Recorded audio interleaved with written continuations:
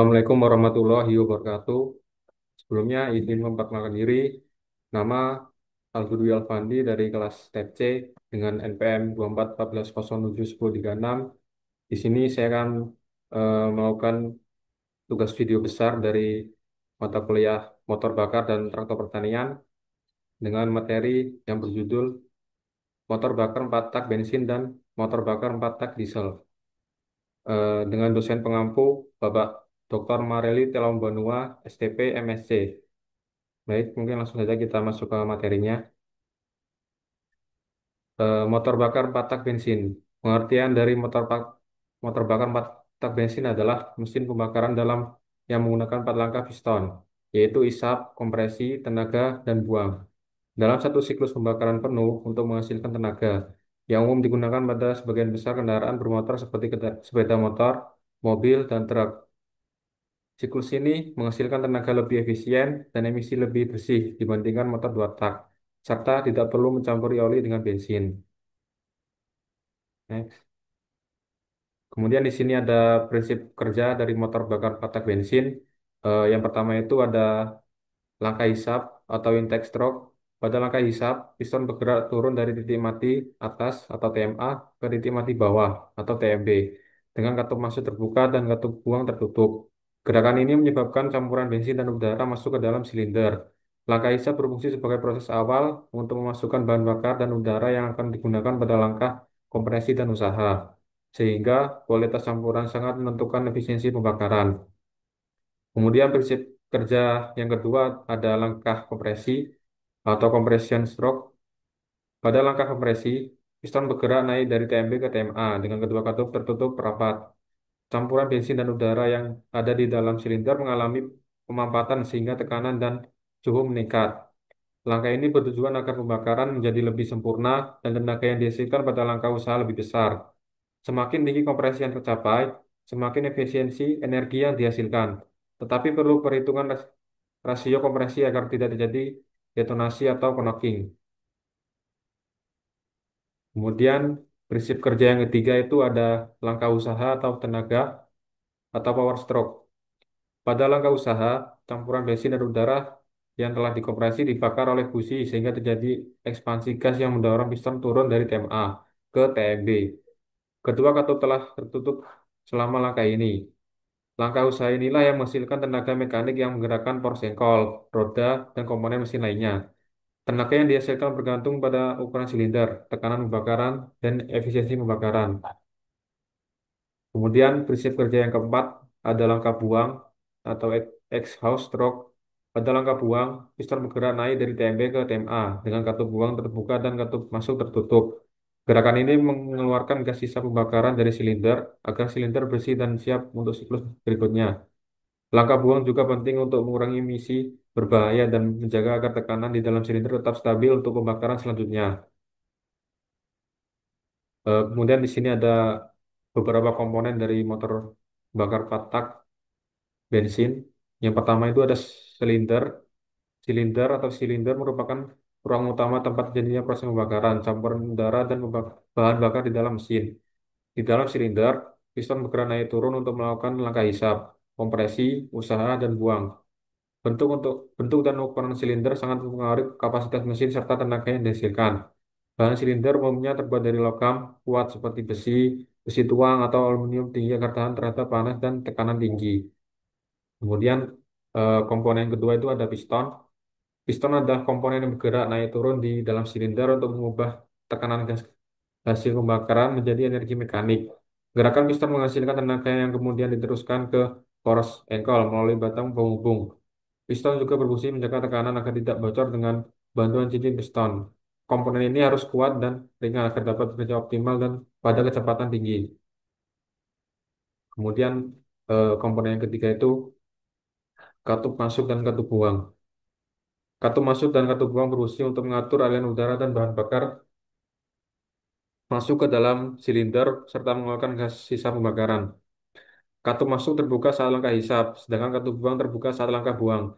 Waktu buka tutup katup diatur oleh mekanisme knock, camshaft, agar sesuai dengan putaran mesin. Katup yang bekerja dengan tepat akan membuat pembakaran efisien dan tenaga mesin maksimal. Yang keempat ada poros engkol. Poros engkol atau crankshaft berfungsi mengubah energi gerak naik turun piston menjadi gerak putar yang digunakan untuk memutar roda kendaraan. Komponen ini terhubung ke piston melalui batang penghubung atau connecting rod.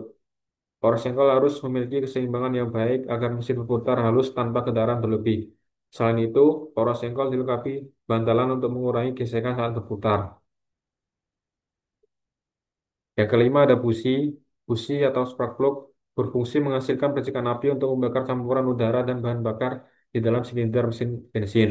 Percikan api terjadi akibat loncatan listrik tegangan tinggi antara elektroda busi. Kondisi busi yang baik sangat berpengaruh terhadap efisiensi pembakaran dan performa mesin. Jika busi kotor atau rusak, mesin dapat sulit dihidupkan atau tenaga menurun. Yang keenam ada karburator. Karburator atau injektor berfungsi mencampur udara dengan bahan bakar dalam perbandingan yang tepat sebelum masuk ke ruang bakar. Pada mesin lama, karburator digunakan untuk mencampur bahan bakar secara mekanis, sedangkan pada mesin modern, sistem injektor elektronik atau injektor menyemprotkan bahan bakar dengan tekanan tinggi dan lebih presisi. Campuran yang ideal menghasilkan pembakaran sempurna dan menghemat bahan bakar. Kemudian komponen yang ketujuh ada sistem pelumasan dan sistem pendinginan. Sistem pelumasan dan pendinginan berfungsi menjadi mesin agar tetap bekerja dengan lancar dan tidak cepat rusak. Sistem pelumasan mengalirkan oli ke seluruh bagian mesin untuk mengurangi gesekan antar komponen. Sementara itu, sistem pendinginan menjaga suhu mesin agar tidak terlalu panas dengan menggunakan cairan pendingin atau udara. Kedua sistem ini sangat penting untuk memperpanjang umur mesin dan menjaga performanya tetap stabil. Demikian 7 komponen dari motor bakar 4 tak bensin. Selanjutnya, di sini ada kelebihan dan kekurangan dari motor bakar 4 tak bensin. Ada kelebihan, yang pertama itu lebih irit bahan bakar karena proses pembakarannya lebih efisien dibanding motor 2 tak. Kemudian yang kedua, emisi gas buang lebih bersih sehingga lebih ramah lingkungan. Yang ketiga, ada umur mesin lebih panjang karena pelumasan lebih baik dan keausan komponen lebih kecil. Kemudian yang terakhir, suara mesin lebih halus dan getaran lebih rendah saat beroperasi. Kemudian ada juga kekurangan dari motor bakar 4 tak bensin. Eh, Konstruksinya mesin lebih rumit sehingga biaya perawatan dan perbaikannya lebih tinggi. Tenaga yang dihasilkan lebih kecil dibanding motor 2 tak dengan kapasitas mesin yang sama. Bobot mesin lebih berat karena memiliki lebih banyak komponen seperti katup dan camshaft. Kemudian terakhir, putaran mesin atau RPM maksimum lebih rendah sehingga akselerasi tidak cepat motor 2 tak. Kemudian ada kesimpulan. Jadi kesimpulan dari motor bakar 4 tak bensin adalah motor bakar 4 tak bensin merupakan jenis mesin yang bekerja melalui 4 langkah utama, yaitu hisap, langkah kompresi, langkah usaha, dan langkah buang. Mesin ini memiliki efisiensi bahan bakar yang lebih baik, emisi gas buang lebih rendah, serta menghasilkan tenaga yang stabil. Selain itu, perawatan mesin 4 tak relatif mudah dan usia pakainya lebih panjang dibanding mesin 2 tak. Dengan keunggulan tersebut, motor bakar 4 tak bensin banyak diterapkan pada kendaraan bermotor, mobil, dan berbagai mesin kerja lainnya karena mampu memberikan kinerja yang handal dan ramah lingkungan. Demikian penjelasan dari motor bakar 4 tak bensin. Selanjutnya kita akan beralih ke motor bakar 4 tak diesel. Sebelum memasuki materi, kita harus mengetahui dulu pengertian dari motor bakar 4 tak diesel. Jadi, motor bakar 4 tak diesel adalah mesin pembakaran dalam yang menggunakan bahan bakar solar. Mesin ini bekerja melalui 4 langkah, yaitu langkah hisap, kompresi, usaha, dan buang. Berbeda dengan mesin bensin, motor diesel menyalakan bahan bakar dengan suhu kecil kompresi usaha yang tinggi. Mesin ini banyak digunakan pada kendaraan berat dan mesin industri karena torsi yang besar dan efisiensi tinggi. Kemudian ada 4 langkah kerja motor bakar patak diesel. Jadi hampir sama seperti motor bakar patak bensin. Pada motor bakar patak diesel ini memiliki 4 langkah kerja. Yang pertama itu ada langkah hisap. Jadi mula-mula katup masuk terbuka, piston bergerak ke bawah menghisap udara ke silinder. Yang kedua itu ada langkah kompresi, piston bergerak ke atas, udara dikompresi hingga suhu tinggi.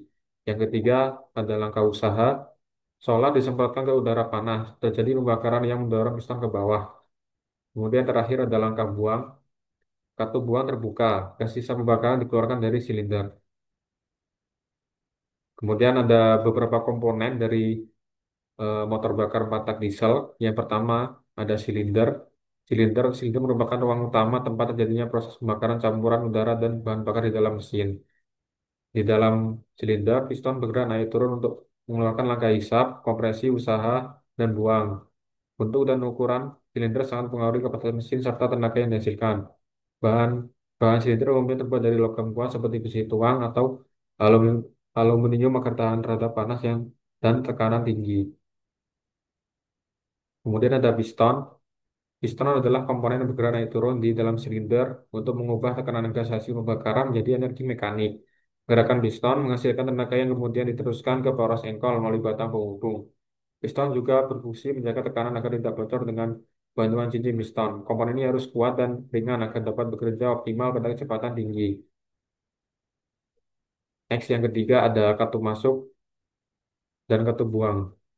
Katup masuk dan katup buang berfungsi untuk mengatur aliran udara dan bahan bakar masuk ke dalam silinder serta mengeluarkan gas sisa pembakaran.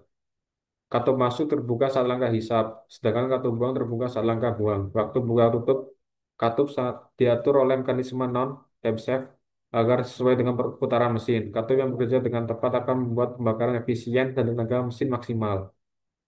Kemudian ada poros engkol. Poros engkol atau crankshaft merupakan berfungsi mengubah gerak naik turun piston menjadi gerak putar yang digunakan untuk memutar roda kendaraan. Komponen ini terhubung ke piston melalui batang penghubung atau connecting rod. Poros engkol harus memiliki keseimbangan yang baik agar mesin berputar halus tanpa getaran berlebih. Selain itu, poros engkol dilengkapi bantalan untuk mengurangi gesekan saat berputar. Kemudian, komponen yang keenam ada sistem pelumasan dan pendinginan. Sistem pelumasan dan pendinginan berfungsi menjaga mesin agar tetap bekerja dengan lancar dan tidak cepat rusak. Sistem pelumasan mengalirkan oli ke seluruh bagian mesin untuk mengurangi gesekan antar komponen. Sementara itu, sistem pendinginan menjaga suhu mesin agar tidak terlalu panas dengan menggunakan cairan pendingin atau udara. Kedua sistem ini sangat penting untuk memperpanjang umur mesin dan menjaga performanya tetap stabil.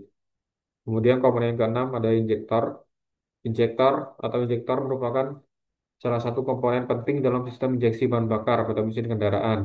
Fungsinya adalah untuk menyemprotkan bahan bakar ke dalam ruang bakar mesin dengan tekanan yang tepat, sehingga memastikan pembakaran yang efisien dan optimal. Kemudian di sini ada kelebihan dan kekurangan dari motor bakar patak diesel. Ada kelebihan. Yang pertama itu efisiensi bahan bakar tinggi. Motor diesel memiliki efisiensi thermal lebih baik dibanding motor bensin karena rasio kompresinya lebih tinggi. Akibatnya, konsumsi bahan bakarnya lebih hemat. Yang kedua, torsi besar pada putaran rendah. Mesin diesel menghasilkan torsi besar bahkan pada putaran rendah, sehingga sangat cocok untuk kendaraan berat seperti truk, bus, dan alat berat. Yang ketiga, daya tahan mesin tinggi. Komponen mesin diesel dibuat lebih kuat karena tekanan pembakarannya tinggi, sehingga umur mesin lebih panjang dan jarang rusak. Terus yang keempat, tidak memerlukan sistem pengapian atau busi. Pembakaran terjadi akibat kompresi tinggi atau self ignition, jadi tidak perlu busi dan sistem pengapian kompleks seperti pada motor bensin. Kemudian ada kelebihan dan kekurangan. Ada kekurangan yang pertama, biaya awal dan perawatan lebih mahal. Komponen mesin lebih kuat dan presisi tinggi, sehingga harga pembelian dan suku cadangnya lebih mahal dibanding mesin bensin. Dan yang kedua, suara dan getaran lebih besar. Proses pembakaran dengan tekanan tinggi menyebabkan mesin diesel cenderung lebih bising dan bergetar dibanding mesin bensin. Kemudian yang ketiga, bobot mesin lebih berat. Karena dibuat lebih kuat untuk menahan tekanan tinggi, mesin diesel biasanya lebih berat, sehingga kurang efisien untuk kendaraan ringan. Yang keempat, emisi gas buang berjelaga atau asap hitam. Jika sistem bahan bakar tidak sempurna, pembakaran tidak lengkap akan menghasilkan jelaga atau asap hitam. Terus di sini ada kesimpulan dari motor tak diesel. Jadi motor bakar empat tak diesel merupakan mesin yang bekerja dengan efisien dan memiliki torsi besar. Proses pembakaran terjadi karena kompresi udara yang tinggi tanpa bantuan busi. Mesin ini banyak digunakan pada kendaraan dan peralatan berat karena kekuatannya yang tinggi. Walaupun bising dan berat, keandalan dan efisiensinya menjadikan pilihan utama di berbagai sektor industri. Kemudian yang terakhir ada contoh perhitungan dari materi ini. Sebuah mesin diesel 4 tak berputar pada 2400 rpm. Berapa kali langkah kerja terjadi dalam 1 detik? Di sini ada penyelesaiannya. Untuk mesin 4 tak, satu siklus kerja atau satu langkah usaha terjadi setiap dua putaran poros engkol. Kemudian jumlah putaran per detik yaitu sama dengan 2400 per 60, yaitu hasilnya 40 putaran per detik. Karena satu langkah usaha tiap dua putaran itu eh, langkah kerja per detiknya yaitu sama dengan 40 per 2, yaitu hasilnya 20. Jadi jawaban dari perhitungan ini yaitu 20 langkah kerja per detik. Baik, terima kasih atas atas perhatiannya. Demikian presentasi materi motor bakar 4 tak bensin dan motor bakar 4 tak diesel. Kurang lebihnya saya mohon maaf. Saya akhiri. Assalamualaikum warahmatullahi wabarakatuh.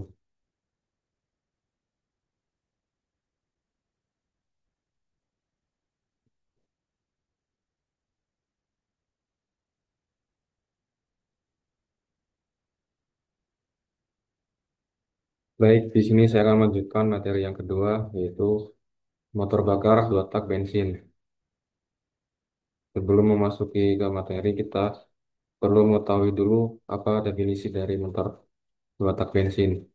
Jadi motor bensin 2 tak adalah motor bensin yang menghasilkan satu siklus kerja atau usaha terdiri dari dua langkah torak dan satu kali putaran poros engkol.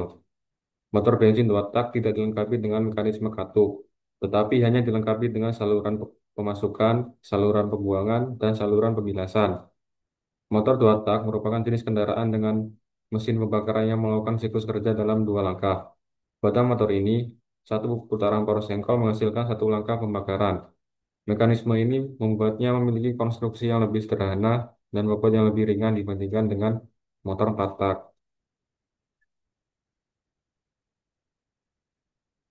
Selanjutnya ada prinsip kerja motor 2 tak, yaitu yang pertama, bila torak bergerak dari TMB ke TMA, saluran-saluran pembilasan, saluran pembuangan tertutup dan kompresi dimulai. Pada saat yang bersamaan, saluran memasukkan membuka dan campuran udara bensin akan masuk ke dalam bak engkol. Dan pada saat torak mencapai titik mati atas dan torak mulai bergerak ke bawah, loncatan bunga api busi membakar campuran bensin dan udara yang dikompresikan.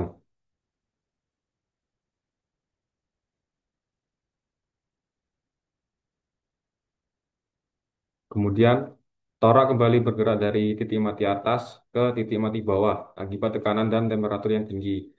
Pada saat torak bergerak turun sambil menekan campuran udara dan bensin di dalam bak engkol, menjelang torak mencapai titik mati bawah, seluruh saluran buang terbuka dan gas sisa pembakaran keluar melalui saluran buang. Pada saat yang bersamaan, campuran udara dan mesin masuk ke dalam ruang pembakaran atau silinder melalui saluran bilas. Kemudian yang terakhir, setelah mencapai titik mati bawah, torak kembali bergerak menuju titik mati atas, mengadakan langkah sebagai pengulangan. Siklus ini tetap berlanjut hingga mesin hidup. Di sini ada gambar prinsip kerja motor bakar 2 tak. Terdapat 4 langkah. Yang pertama itu ada langkah hisap, yang kedua langkah kompresi, yang ketiga langkah tenaga, dan yang terakhir langkah buang. Berikut penjelasan dari 4 langkah motor bakar 2 tak. Yang pertama itu ada langkah hisap. Langkah hisap pada motor bakar 2 tak bensin terjadi ketika piston bergerak naik dari titik mati bawah atau TMB menuju titik mati atas atau TMA. Saat piston naik, ruang engkol di bawah piston mengalami penurunan tekanan, sehingga campuran udara dan bahan bakar dari karburator terserap masuk ke ruang engkol melalui lubang hisap. Proses ini terjadi bersamaan dengan proses kompresi di ruang bakar bagian atas. Tidak seperti motor 4 tak, motor 2 tak tidak memiliki katup, melainkan menggunakan lubang-lubang atau port yang terbuka dan tertutup oleh gerakan piston itu sendiri. Kemudian langkah yang kedua ada langkah kompresi. Pada saat piston terus bergerak ke atas menuju TMA, Campuran udara dan mesin yang sebelumnya berada di dalam silinder dikompresi di ruang bakar. Tekanan dan suhu campuran tersebut meningkat secara signifikan. Sementara itu, pada bagian bawah piston, ruang engkol kembali terisi oleh campuran udara dan bahan bakar baru dari karburator. Ketika piston hampir mencapai titik mati atas, busi mulai memercikan bunga api sehingga campuran udara dan mesin di ruang bakar terbakar sempurna dan menghasilkan tekanan gas yang tinggi. Kemudian langkah yang ketiga ada langkah usaha. Setelah pembakaran terjadi, gas hasil pembakaran yang bertekanan tinggi mendorong piston ke bawah dari TMA ke TMB. Gerakan turun piston ini merupakan langkah yang menghasilkan tenaga atau usaha, karena tekanan gas mendorong piston yang kemudian memutar poros sengkol dan menghasilkan energi mekanik. Saat piston mendekati titik mati bawah, lubang buang terbuka dan sebagian gas sisa pembakaran mulai keluar dari silinder. Pada saat yang sama, campuran udara dan bahan bakar baru yang telah tertekan di ruang engkol mulai terdorong masuk ke dalam silinder melalui lubang bilas. Kemudian, langkah yang terakhir adalah langkah buang. Ketika piston mencapai posisi bawah, gas sisa hasil pembakaran dikeluarkan melalui lubang buang. Aliran campuran baru yang masuk dari lubang bilas membantu mendorong keluar gas sisa dari ruang bakar. Proses ini disebut pembilasan atau stacking. Setelah ruang bakar terisi campuran baru dan gas buang keluar sepenuhnya, piston kembali naik untuk memulai siklus berikutnya. Terdapat beberapa komponen dari motor detak bensin. Yang pertama ada silinder. Silinder merupakan ruang tempat piston bergerak naik dan turun. Dinding silinder harus kuat agar gesekan piston dapat berlangsung lancar serta tahan terhadap tekanan tinggi hasil pembakaran. Komponen yang kedua ada piston. Piston berfungsi mengubah energi hasil pembakaran menjadi gerakan mekanik. Piston bergerak naik turun di dalam silinder untuk melakukan langkah kompresi dan langkah usaha. Yang ketiga, ada karburator. Karburator berfungsi mencampur bahan bakar bensin dengan udara dalam perbandingan yang tepat sebelum masuk ke ruang engkol. Campuran ini disebut campuran homogen. Komponen yang keempat, ring piston. Ring piston adalah cincin logam elastis yang terpasang di alur-alur piston.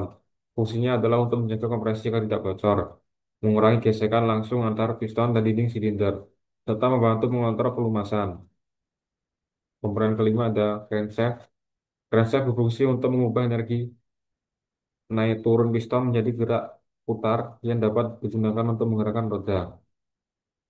Yang keenam ada karburator.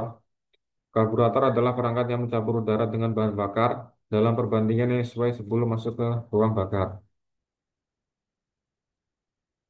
Komponen yang ketujuh ada saluran. Motor dua tak menggunakan saluran atau port sebagai pengganti katup atau valve. Ada tiga jenis saluran utama, yaitu saluran masuk, inlet port, saluran bilas, transit port, dan saluran buang, exhaust port. Saluran masuk berfungsi untuk mengalirkan campuran bahan bakar dan udara ke ruang engkol. Saluran bilas menyalurkan campuran dari ruang engkol ke silinder, sedangkan saluran buang mengeluarkan gas sisa pembakaran. Kemudian komponen yang kedelapan ada busi. Busi berfungsi untuk memercikan api ke dalam ruang bakar guna membakar campuran udara dan bahan bakar. Waktu percikan api harus tepat agar pembakaran bisa berjalan dengan optimal. Komponen yang kesembilan ada crankcase. Crankcase atau rumah poros engkol adalah bagian bawah mesin tempat crankshaft berputar. Dalam motor dua tak, crankcase juga berfungsi sebagai ruang kompresi awal sebelum campuran masuk ke dalam ruang pembakaran. Komponen yang terakhir ada sistem pelumasan. Sistem pelumasan berfungsi untuk mengurangi gesekan antar komponen yang bergerak, seperti piston dan dinding silinder. Pada motor dua tak, oli pelumas biasanya dicampur langsung dengan bahan bakar atau sistem oli samping, atau disalurkan otomatis melalui pompa atau auto loop. Pelumasan yang baik sangat penting agar komponen mesin bisa awet dan tidak cepat haus. Kemudian ada beberapa contoh dari penerapan motor bakar dua tak bensin. Penerapan yang pertama itu pada sepeda motor. Pada sepeda motor, Motor bakar dua tak banyak digunakan pada motor bebek dan motor balap dua tak.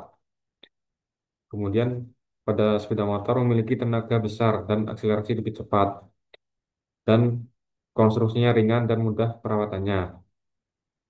Kemudian penerapan yang kedua pada alat pertanian dan perkebunan, motor bakar dua tak bensin dapat digunakan pada mesin motor rumput, gergaji mesin, dan hand sprayer.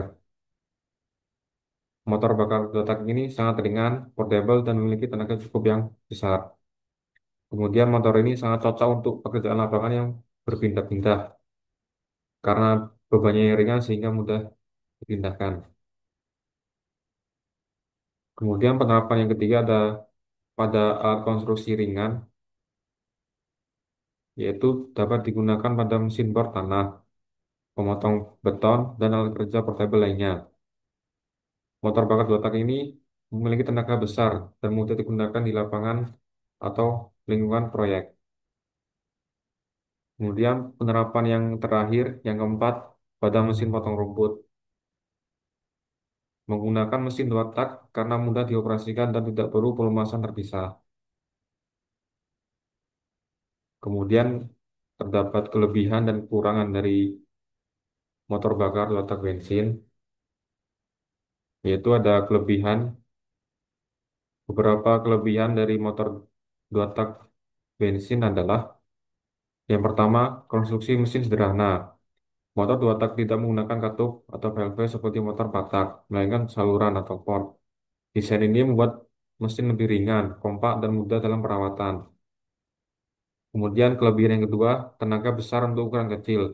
Dalam dua langkah piston sudah menghasilkan satu kali tenaga, yang membuat hal ini memiliki rasio tenaga terhadap berat yang tinggi.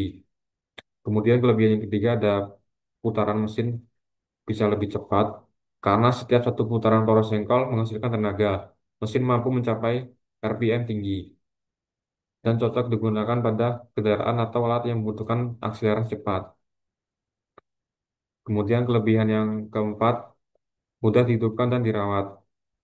Motor bakar dua tak bensin tidak banyak komponen bergerak sehingga mudah dihidupkan dan diperbaiki. Motor ini sangat cocok untuk penggunaan di lapangan atau daerah terpencil karena memiliki kelebihan yaitu seperti beratnya yang ringan dan mudah dioperasikan. Selanjutnya ada kekurangan dari motor bakar dua tak bensin. Kekurangan yang pertama itu eh, boros bahan bakar dan oli. Karena sebagian bahan bakar itu terbuang saat proses pembilasan gas karena tidak ada katup ngatur. Selain itu, oli samping ikut terbakar bersama bahan bakar, membuat konsumsi oli tinggi. Kekurangan yang kedua, emisi gas buang tinggi. Pembakaran tidak sempurna dan adanya sisa oli yang terbakar menghasilkan asap pekat, menyebabkan pencemaran udara dan tidak ramah lingkungan. Kekurangan yang ketiga, umur mesin lebih pendek. Karena pelumasan tidak sebaik mesin tatak, komponen eh, bisa lebih cepat aus. Komponen yang keempat, kekurangan yang keempat ada yaitu proses pembakaran kurang efisien. Campuran bahan bakar dan udara tidak selalu terbakar sempurna, serta mengakibatkan tenaga yang dihasilkan kurang maksimal dibanding motor 4 tak.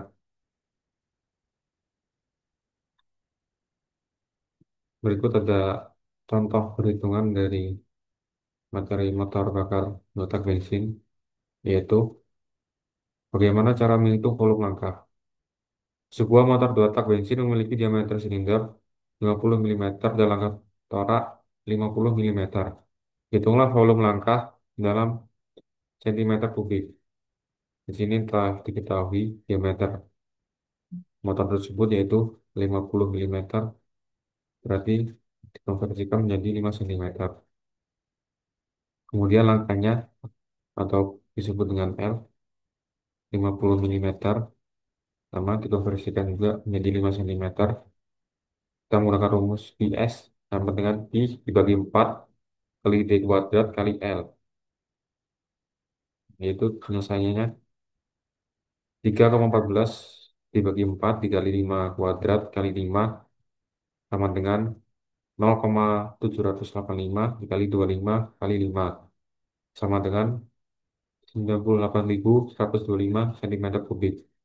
Jadi volume laka motor tersebut adalah 98,1 cm kubik. Kesimpulan, jadi kesimpulan pada materi motor bakar dua tak bensin ini adalah motor bakar dua tak bensin adalah mesin yang sederhana namun bertenaga besar. Dengan siklus kerja dua langkah, mesin ini efisien dari segi ukuran dan kecepatan, tetapi kurang ramah lingkungan karena pembakaran tidak sempurna. Motor dua tak tetap digunakan pada berbagai aplikasi yang memerlukan tenaga besar dari mesin kecil. Motor bakar dua tak bensin memiliki keunggulan dalam hal tenaga, kecepatan, dan kesederhanaan konstruksi, sehingga cocok untuk peralatan portable atau mesin ringan. Namun, karena boros bahan bakar dan menghasilkan emisi tinggi, penggunanya kini lebih terbatas pada alat non-transportasi seperti mesin potong rumput, crankshaft, dan mesin tempel perahu. Terima kasih atas perhatiannya. Demikian presentasi materi kedua, motor bakar. Di sini saya melanjutkan materi yang ketiga, yaitu materi pengenalan bahan bakar metode bensin injeksi, bensin karburator, diesel atau solar sistem command air, dan diesel post pump. Pengertian dari sistem penyaluran bahan bakar. Sistem penyaluran bahan bakar adalah rangkaian komponen pada mesin yang berfungsi untuk menyimpan, menyalurkan, dan mengatur jumlah bahan bakar agar sesuai dengan kebutuhan mesin pada setiap kondisi kerja. Sistem ini memastikan bahan bakar dapat mencapai ruang bakar dengan tekanan dan perbandingan yang tepat untuk menghasilkan pembakaran yang efisien. Pada mesin bensin, bahan bakar bisa disalurkan menggunakan karburator atau sistem injeksi bensin.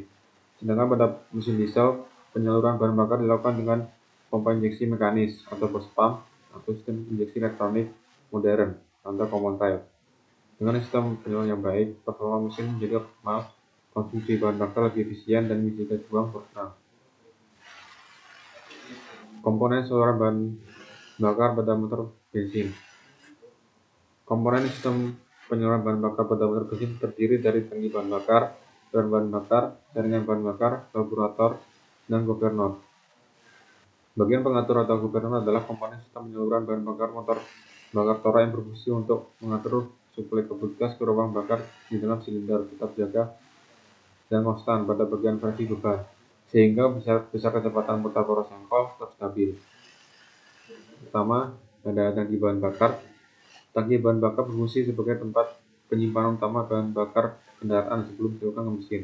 Tangki biasanya terbuat dari logam atau plastik tahan karat dan dilengkapi dengan tutup ventilasi untuk menjaga tekanan udara di dalamnya tetap seimbang. Letaknya umumnya berada di bagian belakang kendaraan untuk keamanan dan efisiensi ruang. Dari tangki inilah bahan bakar dialirkan menuju sistem penyaluran berikutnya. Yang kedua, keran bahan bakar.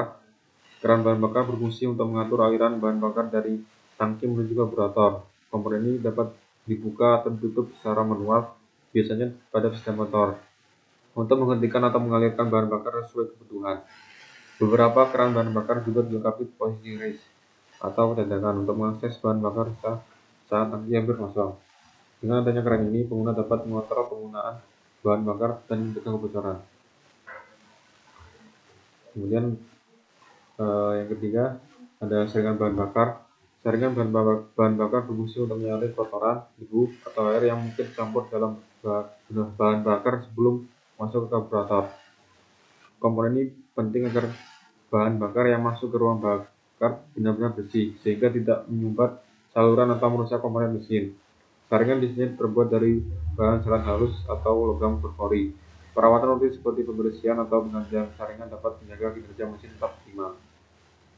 Yang keempat, karburator. Karburator berfungsi mencampurkan udara dan bahan bakar dalam perbandingan yang tepat sebelum masuk ke ruang bakar. Proses ini memanfaatkan efek vakum dari isapan piston yang menarik bahan bakar melalui nozzle ke aliran udara di venturi. Campuran udara dan bahan bakar yang ideal menghasilkan pembakaran yang efisien dan tenaga mesin yang stabil. Meskipun kini banyak digantikan oleh sistem injeksi, karburator masih banyak digunakan karena strukturnya yang sederhana dan mudah diperbaiki.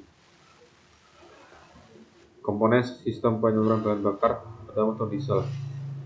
Sistem penyaluran bahan bakar dari tangki bahan bakar sampai masuk ke dalam silinder memiliki mekanisme yang berbeda pada sistem motor diesel. Terdapat 3 sistem penyaluran bahan bakar diesel, yaitu sistem pompa pribadi atau inline, sistem pompa distribusi, distributor, dan sistem akumulator. 1. Sistem pompa pribadi. Prinsip sistem inline adalah sebagai berikut. Pada saat pompa menghisap bahan bakar, di mana peluncur akan bergerak lurus, bahan bakar tekan dan mengalirkannya ke injektor nozzle melalui delivery valve. Delivery valve berfungsi mencegah injeksi secara cepat dan mencegah agar bahan bakar tidak kembali lagi ke peluncur. Kedua, sistem pompa distributor. Pada sistem distributor, pompa mengalirkan bahan bakar ke dalam distributor yang berfungsi membagi bahan bakar ke dalam setiap penyemprot sesuai dengan urutan penginjeksian. Melalui water sedimen, bahan bakar dibersihkan dan ditekan oleh feed pump. Dengan adanya gerakan bolak-balik dari plunger, maka tekanan akan naik dan menekan bahan bakar melalui delivery valve. Sedangkan sistem mengatur bahan bakar masuk yang disebutkan nozzle. Full injection timing diatur oleh pressure timer. Penyaluran bahan bakar melalui injeksi. Sistem injeksi bensin adalah sistem penyaluran bahan bakar yang bekerja dengan cara menyemprotkan bahan bakar langsung ke saluran masuk atau ruang bakar menggunakan injektor elektronik. Tidak seperti karburator yang menggunakan vakum udara, sistem injeksi diatur secara otomatis oleh ECU atau Electronic Control Unit. Tujuan utama dari sistem ini adalah menghasilkan campuran udara dan bahan bakar yang tepat, sehingga pembakaran menjadi lebih sempurna, efisien, dan ramah lingkungan. Prinsip kerja penyaluran bahan bakar melalui injeksi. Yang pertama, pompa bahan bakar elektrik memompa bensin dari tangki menuju floor rail dengan tekanan tinggi. Kedua, filter bahan bakar menyaring kotoran agar tidak masuk injektor. Yang ketiga, pressure regulator menjaga tekanan bahan bakar tetap stabil. Yang keempat, ECU menerima sinyal dari sensor-sensor seperti throttle position, zoom, mesin, oksigen, dan kecepatan putaran mesin. Kelima, berdasarkan data tersebut, ECU menentukan lama waktu buka injektor sehingga jumlah bahan bakar yang disemprot sesuai kebutuhan mesin. Komponen utama sistem injeksi bensin adalah tangki bahan bakar, pompa bahan bakar, saringan bahan bakar, full rail atau pipa penyalur, injektor atau full injektor, ECU atau Electronic Control Unit. Kemudian keunggulan sistem bensin injeksi adalah yang pertama, campuran udara dan bahan bakar lebih presisi. Yang kedua, konsumsi bahan bakar lebih irit dibanding sistem. Yang ketiga, emisi gas buang lebih rendah dan ramah lingkungan. Yang keempat, tenaga mesin lebih stabil dan mudah dihidupkan pada suhu dingin. Yang kelima, tidak perlu penyetelan manual seperti karburator. Kemudian terdapat kelemahan dari sistem bensin injeksi. Kelemahan yang pertama adalah sistemnya lebih rumit dikarenakan banyak komponen elektronik. Yang kedua, biaya perawatannya dan perbaikannya lebih mahal. Yang ketiga, membutuhkan peralatan khusus untuk mendiagnosis kerusakannya. Yang keempat, tidak cocok untuk kondisi bahan bakar yang memiliki kualitas buruk. Kemudian sistem penyaluran bahan bakar karburator. Sistem penyaluran bahan bakar metode bensin karburator adalah sistem yang bekerja secara mekanis untuk mencampurkan udara dan bahan bakar sebelum masuk ke ruang bahan bakar bensin. Proses pencampuran ini terjadi di dalam karburator yang memanfaatkan tekanan vakum dari isapan piston saat langkah isap. Sistem ini digunakan secara luas pada kendaraan lama karena konstruksinya sederhana, mudah dirawat, dan biaya produksinya murah. Kemudian prinsip kerja dari bahan bakar karburator adalah: 1. Saat piston bergerak ke bawah pada langkah isap, udara masuk melalui venturi karburator. Yang kedua, kecepatan udara di venturi meningkat sehingga tekanan turun, terjadi vakum. Yang ketiga, vakum tersebut menarik bahan bakar dari mangkuk karburator melalui nozzle. Yang keempat, bahan bakar bercampur dengan udara dan masuk ke ruang bakar untuk dibakar. Komponen utama dari karburator adalah tangki bahan bakar, keran bahan bakar, saringan bahan bakar, karburator, venturi, jet, dan nozzle. Jenis-jenis sistem karburator. Yang pertama, karburator downdraft, yaitu udara mengalir dari atas ke bawah, banyak digunakan pada mobil. Yang kedua, karburator seat draft, udara mengalir dari samping, umum digunakan pada motor. Karburator pump draft, udara mengalir dari bawah ke atas, biasanya digunakan pada mesin-mesin tua. 4. Single barrel dan multi barrel, berdasarkan jumlah venturi dan throttle untuk mengatur suplai bahan bakar. Kemudian terdapat kelebihan sistem bensin karburator. Strukturnya sederhana dan mudah diperbaiki. Yang kedua, biaya perawatan murah dan komponen mudah didapat. Yang ketiga, tidak menimbulkan sistem elektronik rumit. Yang keempat, dapat bekerja tanpa ecu, total untuk kendaraan lama atau mesin kecil. Kemudian, penyaluran bahan bakar diesel common drive. Sistem diesel common drive adalah sistem penyaluran bahan bakar modern pada mesin diesel yang menggunakan saluran bahan bakar bertekanan tinggi atau rel untuk menyalakan bahan bakar setiap injektor. Berbeda dengan sistem diesel konvensional, tekanan bahan bakar pada sistem ini dibangkitkan secara terus-menerus oleh pompa bertekanan tinggi dan disimpan di dalam common rail. Proses penyemprotan bahan bakar dikendalikan secara elektronik oleh ECU sehingga menghasilkan efisien pembakaran yang tinggi, tenaga lebih besar, dan emisi gas buang yang rendah. Prinsip kerja sistem common rail. Yang pertama, pompa bahan bakar tekanan rendah memompa solar dari tangki ke pompa tekanan tinggi. Yang kedua, pompa tekanan tinggi menaikkan tekanan bahan bakar hingga mencapai 1000 sampai 2500 bar, lalu menyimpannya di dalam common rail. Yang ketiga, common rail berfungsi sebagai penampung dan penstabil tekanan bahan bakar agar tetap konstan sebelum masuk ke injektor. Yang keempat, ECU mengontrol injektor berdasarkan sinyal dari sensor-sensor atau putaran mesin, suhu, tekanan udara, dan posisi pedal gas. Yang kelima, injektor elektronik menyemprotkan bahan bakar ke ruang bakar pada waktu dan jumlah yang tepat untuk mencapai pembakaran yang sempurna. Komponen utamanya adalah tangki bahan bakar, pompa bahan bakar, pompa tekanan tinggi, common rail, injektor elektronik, sensor, dan ECU. Kelebihan sistem common rail: tekanan bahan bakar tinggi dan stabil sehingga pembakaran lebih sempurna. Dapat kontrol secara elektronik untuk posisi waktu dan jumlah penyemprotan. Konsumsi bahan bakar lebih hemat, emisi gas buang lebih rendah dan ramah lingkungan. Yang terakhir, mesin bekerja lebih halus dan bertenaga. Penyaluran bahan bakar metode diesel boss pump. Sistem diesel boss pump adalah sistem penyaluran bahan bakar konvensional pada mesin diesel yang menggunakan pompa injeksi mekanis untuk menyalurkan dan mengatur tekanan yang bahan bakar ke injektor. Sistem ini dinamakan boss pump karena dikembangkan oleh perusahaan Robert Bosch GmbH dan digunakan secara luas di mesin diesel sebelum munculnya teknologi common rail. Prinsip kerjanya menggunakan mekanisme seperti camshaft, punya, dan governor untuk mengatur waktu serta jumlah bahan bakar yang diinjeksikan ke ruang bahan bakar sesuai kebutuhan mesin. Prinsip kerjanya adalah yang pertama, pompa bahan bakar elektronik memompa bensin dari tangki menuju fuel rail dengan tekanan tinggi. Yang kedua, filter bahan bakar menyaring kotoran agar tidak masuk ke injektor. Ketiga, pressure regulator menjaga tekanan bahan bakar tetap stabil. Yang keempat, ECU menerima sinyal dari sensor. Yang kelima, berdasarkan data tersebut, ECU menentukan lama waktu buka injektor sehingga jumlah bahan bakar yang disemprotkan sesuai dengan kebutuhan mesin. Kemudian terdapat komponen utama dari sistem boss pump. Satu, tangki bahan bakar. Yang kedua, pompa transfer. Yang ketiga, saringan bahan bakar. Yang keempat, pompa injeksi. Yang kelima, plunger dan barel. Yang keenam, governor. Yang ketujuh, injektor. 8, delivery valve. Terdapat juga jenis-jenis pompa boss pump. Satu, pompa injeksi tipe inline, yaitu memiliki satu plunger untuk setiap silinder. Plunger disusun standar dan dalam satu rumah pompa. Pompa ini umum digunakan pada mesin diesel berkapasitas besar seperti truk dan alat berat. Yang kedua, pompa injeksi tipe distributor, yaitu menggunakan satu plunger tunggal yang bekerja untuk semua silinder. Bahan bakar didistribusikan ke tiap injektor melalui rotor distributor. Banyak digunakan pada mobil penumpang diesel dan truk ringan. Kemudian terdapat contoh perhitungan dari materi sistem penyaluran bahan bakar. Sebuah kendaraan diesel dengan sistem common rail memiliki daya mesin 100 kVA. Pada saat pengujian, beban yang diberikan adalah 75% dari kapasitasnya. Jika kendaraan beroperasi selama 10 jam, berapa liter total bahan bakar yang dikonsumsi? Baik, di sini saya akan menjawab.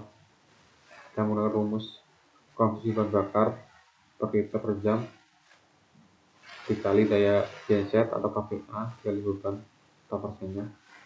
Perhitungannya yaitu konsumsi bahan bakar 0,21 dikali 100 kPa dikali 75% sama dengan 15,75 liter per jam. Jadi total konsumsinya adalah 15,75 liter per jam dikalikan waktu 10 jam, sehingga hasilnya yaitu 157,5 liter. Jadi kendaraan tersebut mengkonsumsi total 157,5 liter bahan bakar selama 10 jam beroperasi.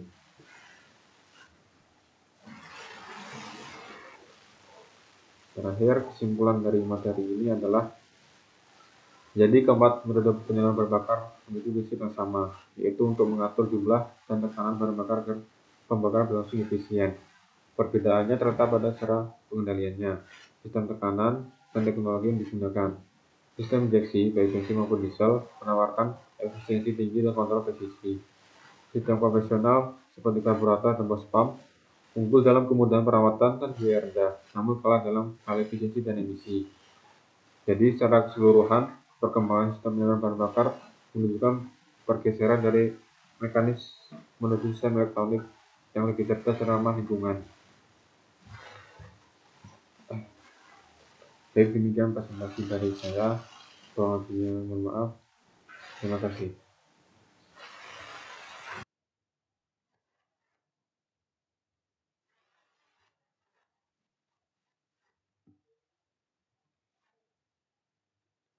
Baik, di sini saya akan melanjutkan presentasi PPT PowerPoint yang berjudul Sistem Pelumasan dan Pendinginan. Materi ini materi yang keempat. Baik, langsung saja kita masuk ke materinya. Sebelum memasuki ke materinya, kita harus mengetahui dulu apa sih sistem pelumasan dan sistem pendinginan itu. Jadi, pada mesin kendaraan, saat komponen logam saling bergesekan, akan timbul panas dan kausan. Karena itu, mesin membutuhkan dua sistem penting, yaitu sistem pelumasan untuk mengurangi gesekan dan pelumasi komponen sistem pendinginan untuk menjaga suhu mesin tetap ideal. Kedua sistem ini bekerja secara bersamaan agar mesin dapat bekerja efisien dan berumur panjang.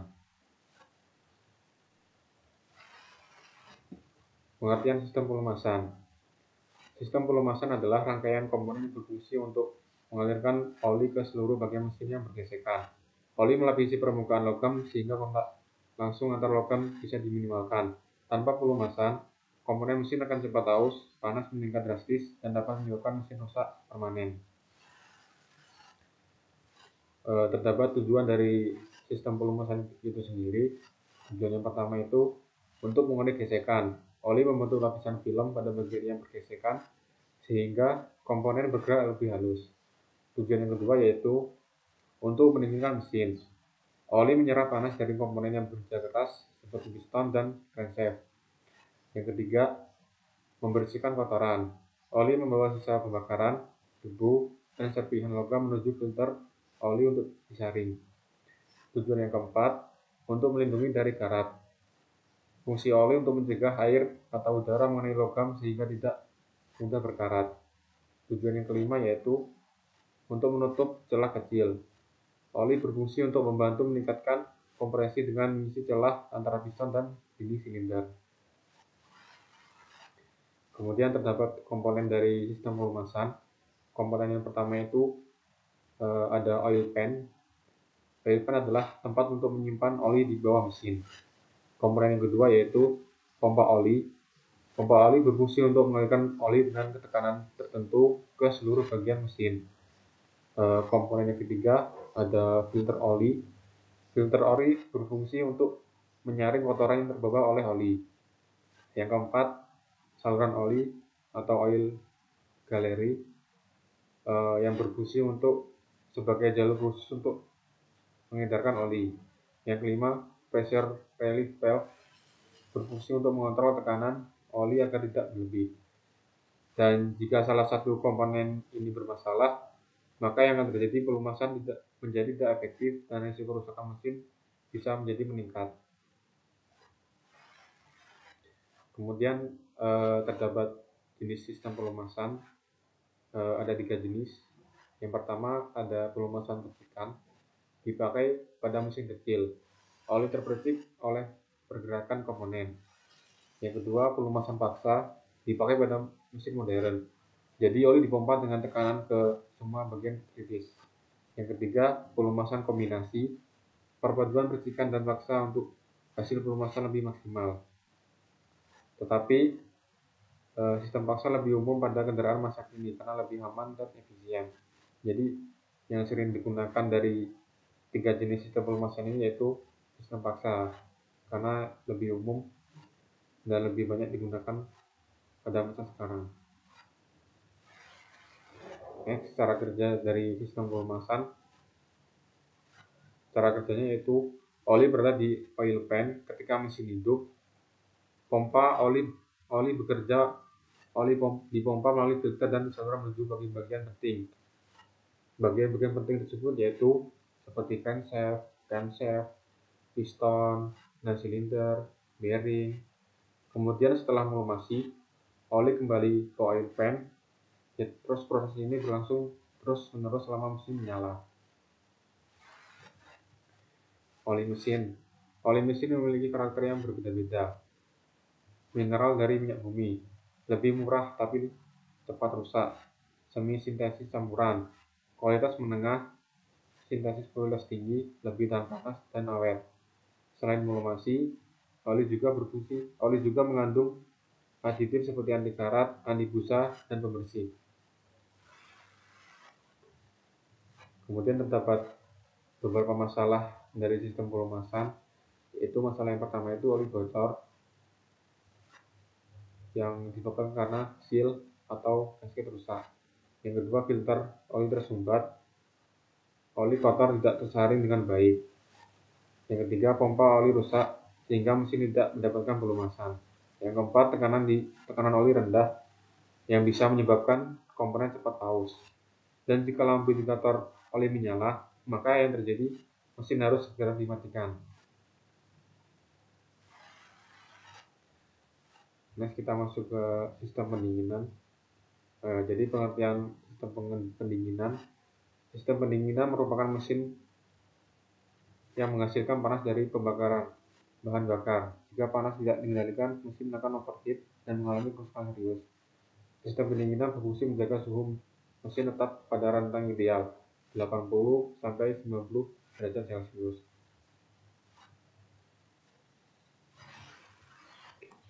Terdapat tujuan dari sistem pendinginan. Tujuan yang pertama yaitu untuk menghindari overheat yang dapat menyebabkan piston macet dan mesin jebol. Yang kedua, untuk mengurangi pemuaian berlebih pada komponen logam. Tujuan yang ketiga itu menjaga efisiensi pembakaran sehingga tenaga mesin lebih stabil.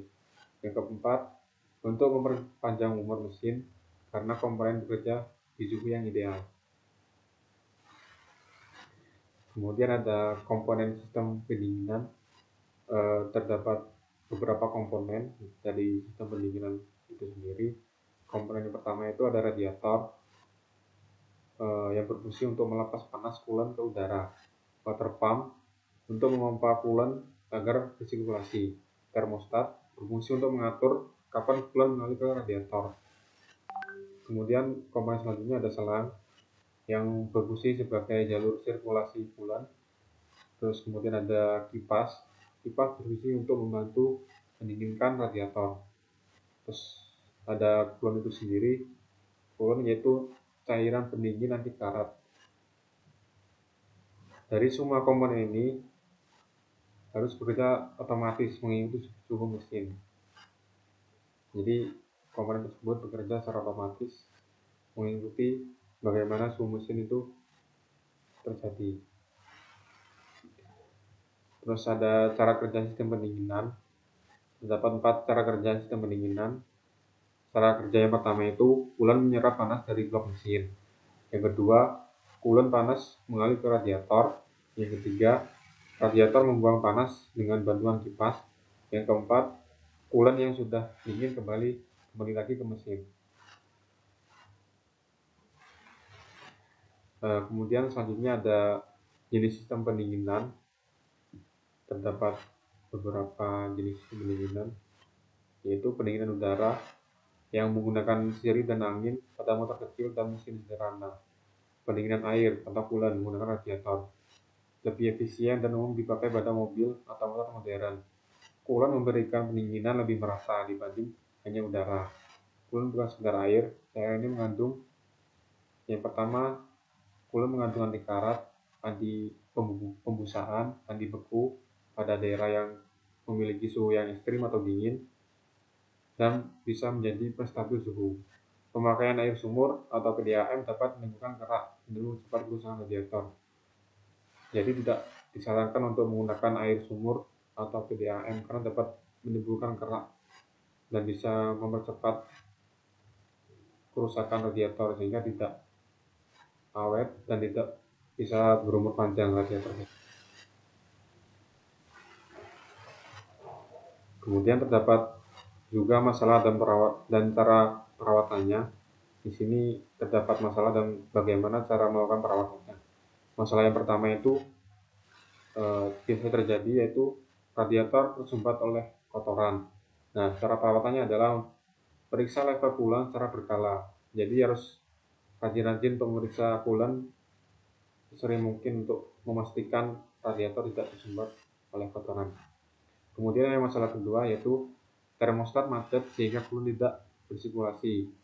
Nah, cara perawatannya yaitu bisa dengan melakukan radiator flush atau pembersihan berkala agar coolant tersebut bisa bersirkulasi secara normal. Yang ketiga, masalah ketiga yaitu kipas radiator tidak menyala. Nah, cara perawatannya yaitu untuk dapat mengganti coolant sesuai rekomendasi pabrikan.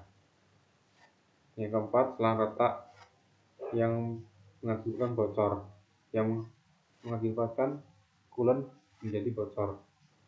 Nah, cara perawatannya yaitu untuk selalu memastikan tidak ada kebocoran pada selang tersebut sehingga coolant tidak bocor. Selanjutnya ada contoh soal perhitungan dari materi ini, yaitu materi sistem pendinginan. Soal perhitungan pertama yaitu suhu coolant saat keluar dari mesin adalah 95 derajat Celcius. Setelah melewati radiator, suhu coolant turun menjadi 85 derajat Celcius. Jika volume coolant yang bersirkulasi adalah 4 liter, berapa besar penurunan total suhu pada seluruh coolant tersebut? Oke, kita langsung aja jawab. Jadi penurunan suhu sama dengan rumusnya yaitu suhu awal dikurang suhu akhir. Yaitu kita masukkan suhu awal tersebut. Ini diketahui suhu awalnya yaitu 95 derajat Celcius dan suhu akhirnya diketahui 85 derajat Celcius. Langsung saja kita kurang dan hasilnya yaitu 10 derajat Celcius. Jadi total coolant 4 liter semuanya mengalami penurunan suhu sebesar 10 derajat Celcius. Demikian jawaban dari soal atau contoh perhitungan dari sistem pendinginan. Oke, yang terakhir ada kesimpulan. Jadi yang dimaksud dengan sistem pelumasan yaitu sistem pelumasan berfungsi untuk mengurangi gesekan, meringankan, dan melindungi komponen mesin dari keusahan serta karat. Tanpa pelumasan yang baik, mesin bisa cepat rusak, karena itu kondisi oli dan airnya harus selalu dijaga. Kemudian sistem pendinginan menjaga suhu mesin tetap stabil agar tidak overheat. Pendinginan yang baik membuat mesin bekerja efisien dan lebih awet. Perawatan rutin seperti pengecekan coolant sangat penting untuk mencegah kerusakan.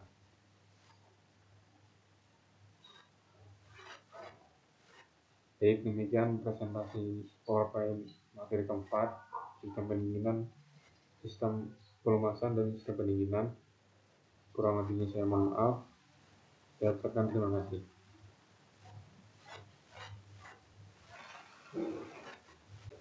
Baik, sebelumnya saya akan menunjukkan materi yang kelima, yaitu kelistrikan. Langsung saja kita memasuki materinya. Pengertian dari sistem kelistrikan. Sistem kelistrikan motor bakar adalah rangkaian komponen listrik yang saling terhubung untuk memastikan, mengatur, menyimpan, dan mendistribusikan energi listrik ke seluruh bagian kendaraan. Energi listrik ini dibutuhkan untuk menyalakan mesin, menggerakkan motor starter, menghidupkan sistem pengapaian, sistem injeksi bahan bakar, penerangan, serta sistem kontrol elektronik lainnya. Tanpa sistem kelistrikan, mesin tidak dapat hidup karena tidak ada energi untuk memicu pembakaran awal di ruang bakar. Sistem kelistrikan menjadi tulang punggung seluruh sistem elektronik kendaraan udara. Fungsi sistem kelistrikan. Fungsi utama sistem kelistrikan pada motor bakar antara lain: satu, menyalakan mesin atau starting system, yang dimana memberikan energi listrik untuk memutar power sengkol. Yang kedua, menyuplai arus listrik ke sistem pengapian agar busi menghasilkan percikan api. Yang ketiga, menghasilkan kembali daya listrik aki saat mesin hidup. Yang keempat, menyalakan lampu dan indikator untuk keselamatan dan kenyamanan berkendara. Yang kelima, mengontrol sistem elektronik atau elektronik kontrol seperti sensor, ECU, dan sistem injeksi. Yang keenam, memberikan daya pada sistem tambahan seperti klakson, wiper, radio, dan instrumen panel. Terdapat jenis-jenis kelistrikan. Yang A, sistem kelistrikan utama, yang terdiri dari sistem pengisian, sistem starter, sistem pengapian. Yang B, sistem kelistrikan pendukung, seperti sistem penerangan, sistem sinyal, sistem kontrol, dan indikator. Kemudian terdapat beberapa komponen utama sistem kelistrikan. Terdapat aki sebagai penyimpan arus listrik dalam bentuk arus arah atau DC, yang digunakan untuk menghidupkan sistem starter dan pengapian sebelum alternator bekerja. Tegangan umum aki kendaraan adalah 12 volt untuk sepeda motor dan 12-24 volt untuk mobil. Yang kedua, alternator atau generator listrik, yang dimana menghasilkan arus listrik dari putaran mesin, mengubah energi mekanik atau putaran mesin menjadi energi listrik atau arus AC. Arus AC ini diarahkan menjadi DC oleh dioda penyarah sebelum masuk ke aki. Yang ketiga, regulator tegangan atau voltage regulator, mengatur besar tegangan listrik agar tetap stabil, mencegah aki mengalami overcharge atau kekurangan pengisian. Dan yang keempat ada motor starter, mengubah energi listrik dari aki menjadi energi mekanik untuk memutar power sengkol saat menyalakan mesin. Yang kelima ada coil pengapian, yang berfungsi untuk mengubah tegangan rendah dari aki menjadi tegangan tinggi untuk menghasilkan percikan api pada busi. Terus yang keenam ada busi, mengubah energi listrik dari coil menjadi percikan api di ruang bakar. Percikan ini menyalakan pencampuran udara dan bahan bakar agar mesin hidup. Yang ketujuh ada spring, melindungi sistem kelistrikan dari arus berlebih. Jika arus melebihi batas, spring akan putus untuk mencegah kerusakan pada komponen. Yang kedelapan ada kabel dan konektor, menghubungkan setiap komponen listrik harus dijaga agar tidak longgar, kendor, atau berkarat. Sistem pengapian.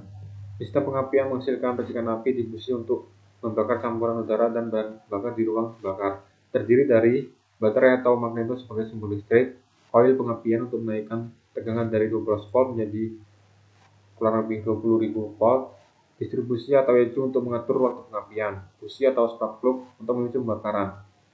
Kemudian ada jenis sistem pengapian, yaitu yang pertama ada konvensional, yang masih menggunakan pemutus arus mekanik. Yang kedua ada CDI atau kapasitor discharge ignition, yang menggunakan kapasitor dan resistor, umum pada sepeda motor modern. Yang ketiga ada EV, electronic fuel injection, yang dipengaruhi penuh oleh ECU, umum pada mobil atau motor injeksi. Kemudian ada sistem starter dan sistem penerangan. Fungsi utamanya adalah menghidupkan mesin pertama kali dengan memutar power sengkol. Komponen utamanya adalah ada aki, kunci kontak, relay starter, motor starter. Prinsip kerja dari sistem starter adalah saat kunci kontak diputar ke posisi start, arus listrik dari aki mengalir ke relay starter dan motor starter. Motor starter berputar, memutar roda gila atau flywheel, dan membuat piston bergerak hingga mesin menyala. Sistem penerangan dan sinyal berfungsi untuk memberikan penerangan dan tanda saat berkendara. Komponennya yaitu meliputi lampu utama, lampu rem, lampu sen, lampu kabin, speedometer, dan indikator lainnya. Sistem ini menggunakan arus DC dari aki atau arus AC dari alternator tergantung jenis kendaraannya. Kemudian ada sistem kontrol elektronik. Kendaraan modern dilengkapi dengan ECU atau Electronic Control Unit, yang dimana berfungsi sebagai otak sistem kelistrikan.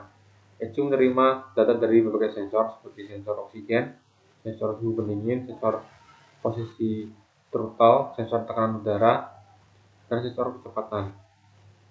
ECU ini kemudian mengatur jumlah bahan bakar, waktu pengapian, dan sistem lain agar mesin bekerja lebih efisien, hemat, dan ramah lingkungan. Sistem kelistrikan pada kendaraan diesel. Pada mesin diesel, sistem kelistrikan berperan dalam mengoperasikan sistem starter, mengontrol injektor elektronik pada common rail, mengatur pemanas awal untuk membantu pembakaran awal. Kemudian yang terakhir ada mengatur sistem sensor dan ECU. Mesin diesel tidak menggunakan busi, tetapi memanfaatkan tekanan dan panas hasil kompresi tinggi untuk menyalakan bahan bakar. Kemudian terdapat beberapa gangguan yang terjadi pada sistem kelistrikan. Beberapa kerusakan yang sering terjadi di antara lain, yang pertama ada aki lemah atau soak yang menyebabkan mesin sulit untuk dihidupkan. Yang kedua ada skrin putus. Hal ini dapat menyebabkan lampu atau pengapian tidak dapat berfungsi. Yang ketiga ada regulator rusak yang dapat menyebabkan tegangan terlalu tinggi atau terlalu rendah. Yang keempat ada kabel longgar atau berkarat yang menyebabkan arus listrik tidak stabil. Yang kelima, rel pengapian lemah. Maka yang terjadi adalah percikan api kecil serta dapat menyebabkan mesin menjadi berbet. Kemudian terdapat pemeliharaan sistem kelistrikan. Agar sistem kelistrikan tetap optimal, maka perlu dilakukan pemeliharaan sistem kelistrikan. Langkah yang dapat dilakukan yaitu yang pertama dengan memeriksa kondisi terminal aki dari karat atau kotoran. Yang kedua adalah mengukur tegangan aki minimal 12 volt untuk motor dan 12,6 volt untuk mobil. Yang ketiga, mengecek kabel dari kemungkinan terkupas atau putus. Yang keempat, memastikan skring dalam kondisi yang baik. Yang kelima, membersihkan busi secara rutin dan ganti jika elektroda aus. Yang keenam, memastikan lampu dan indikator menyala dengan baik. Yang ketujuh, menghindari pemasangan aksesoris listrik yang berlebihan yang dapat membebani sistem. Kemudian terdapat contoh perhitungan pada materi kelistrikan, yaitu contoh perhitungannya adalah sebuah sepeda motor memiliki sistem penerangan dengan tegangan 12 volt dan arus yang digunakan adalah 2 ampere. Hitung daya P yang digunakan lampu tersebut. Jawaban P sama dengan P kali I sama dengan, kita masukkan nilai tadi, 12 kali 2 sama dengan 24 watt. Jadi daya lampu yang digunakan adalah 24 watt. Baik, yang terakhir ada kesimpulan pada materi kelistrikan. Jadi sistem kelistrikan pada motor bakar adalah sistem yang sangat kompleks, namun saling terhubung, mulai dari pengisian, pengapian, starter, penerangan, hingga kontrol elektronik. Fungsinya sangat vital untuk menghidupkan mesin, menjaga performa, dan mendukung sistem keselamatan. Perawatan rutin, pemeriksaan kabel, serta menjaga kitabnya akan memastikan sistem kelistrikan bekerja dengan baik dan akan tahan lama. Baik, demikian presentasi PowerPoint materi kelistrikan dari saya. Saya ucapkan terima kasih atas perhatiannya. Terima kasih.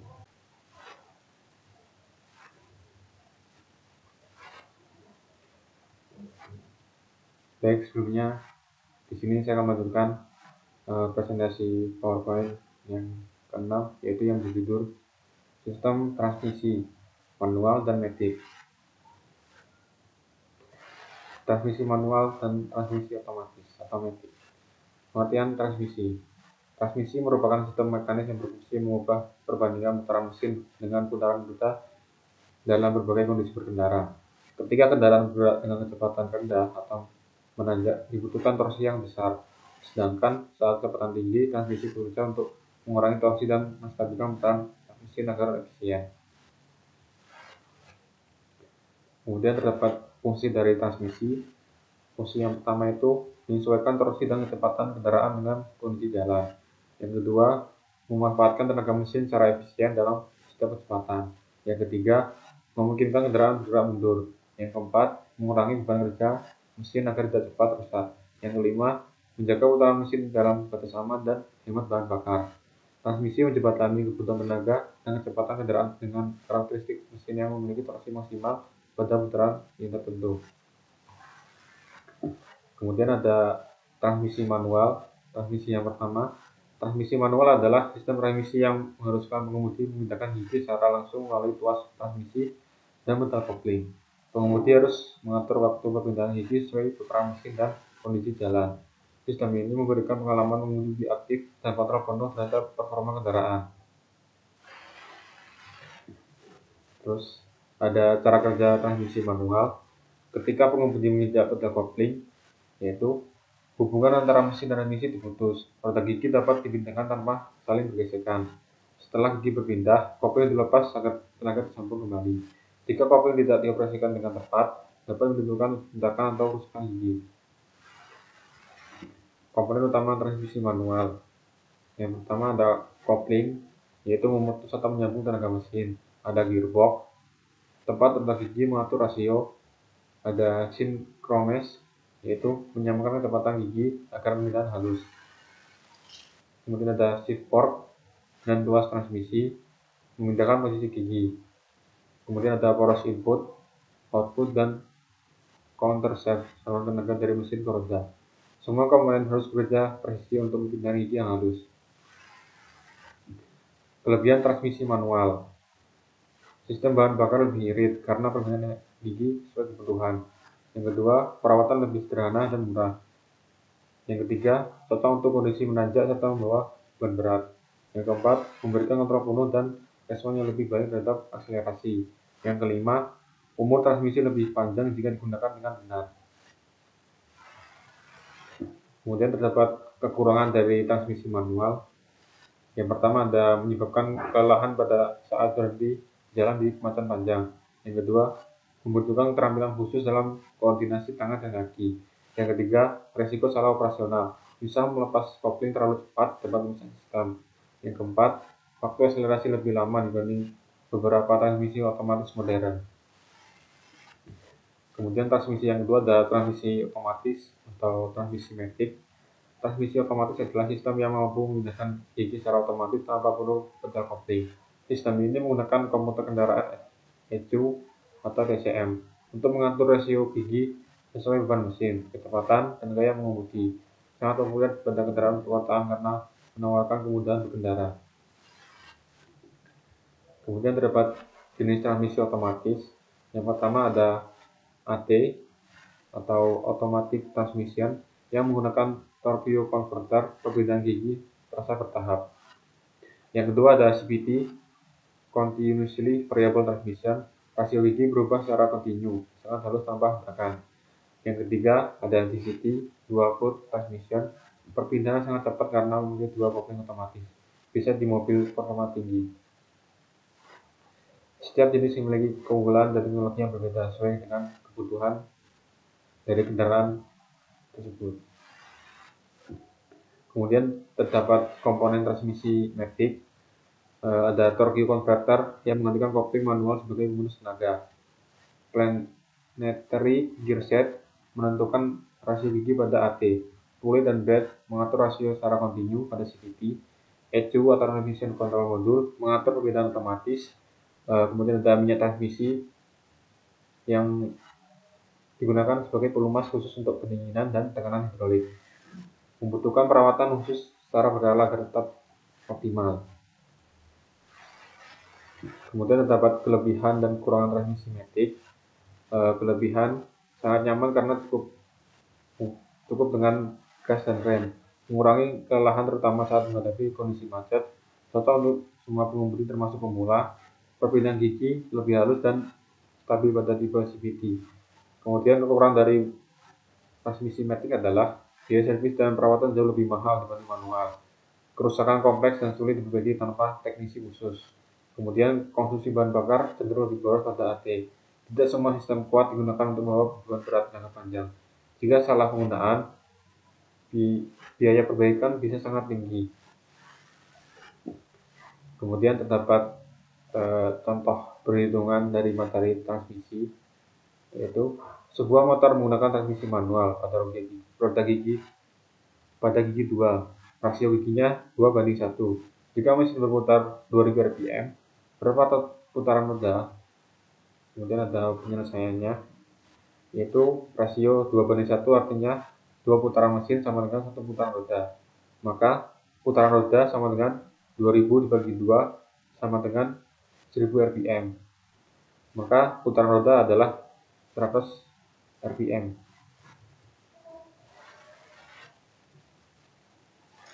Kesimpulan, transmisi merupakan sistem penting pada kendaraan yang berfungsi menyalurkan dan menyisihkan tenaga dari roda agar kendaraan dapat bergerak efisien dalam berbagai kondisi.